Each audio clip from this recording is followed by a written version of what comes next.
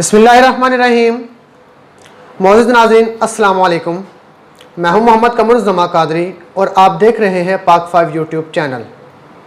Video शुरू करने से पहले हज़ूर नबी करम सल्लल्लाहु अलैहि वसल्लम और उनकी आल पर दुरूद व सलाम का नजराना पेश करेंगे। अल्लाहुम्मा सल्लि अला मुहम्मद व आले मुहम्मद।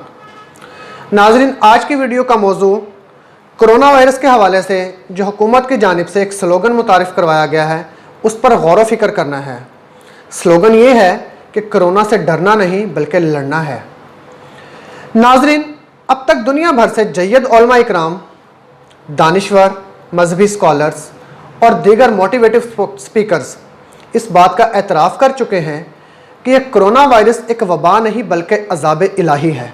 ये कहर खुदाबंदी है कि जिसको हम समझ नहीं पा रहे। यह हमारे अमालों की सज़ा है। वो गफूर रहीम रब जिसकी सिफ़ात में रहीम और करीम होना शामिल है, वो अपना जब्बार और कहार होना क्यों हमें दिखा रहा है, इसके बारे में हमें सोचना होगा।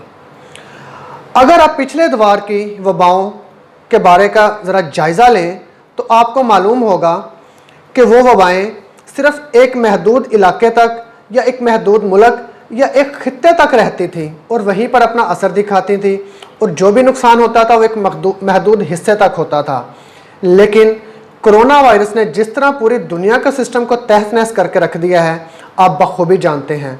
इसमें दुनिया की सुपर पावर जो अपने आप को कहलाने वाली अमेरिका, वो और दीगर मजबूत ममालिक जो कि इंतहाई तरक्की याफ्ता ममालिक हैं और दुनिया पर हुक्मरानी के ख्वाब देखते हैं, वो भी इसका मुकाबला नहीं कर सके, वो भी इससे लड़ नहीं सके। तो आप किस तरह कहते हैं कि कोरोना से डरना नहीं बल्कि लड़ना है, जबकि हकीकत में तो ये है कि आप बच सकते हैं, आपके अजीज़ व कारब और आपके अहल खाना भी बच सकते हैं अगर आप SOPs पर सख्ती से अमल करने के साथ साथ बारगाह इलाही में सजदा रेज़ होकर इस्तग़फ़ार करें और अपने रब को राज़ी करने की कोशिश करें, तो यकीनी तौर पर हम इस वबा से जान छुड़वा सकते हैं।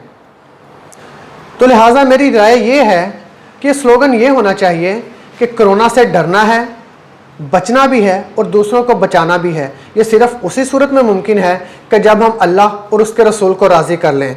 और वीडियो का इख्तिताम मैं एक कुरान की आयत के तर्जमे से करूँगा कि जिसका तर्जमा है कि ऐ हमारे रब, हम पर हमारी हिम्मत से ज़्यादा बोझ मत डालना कि जिसमें हमारी सकत ना हो, और ऐ हमारे रब, अगर हमसे कोई भूल या कोई ख़ता हो चुकी हो तो हमारी पकड़ ना करना, हमें बख्श दे और हम पर रहम फरमा, क्योंकि तू ही हमारा मालिक है। अल्लाह ताला आपका और आपके अहल खाना का हामी और नासिर हो, और अल्लाह ताला आपको इस वबा से महफूज रखे।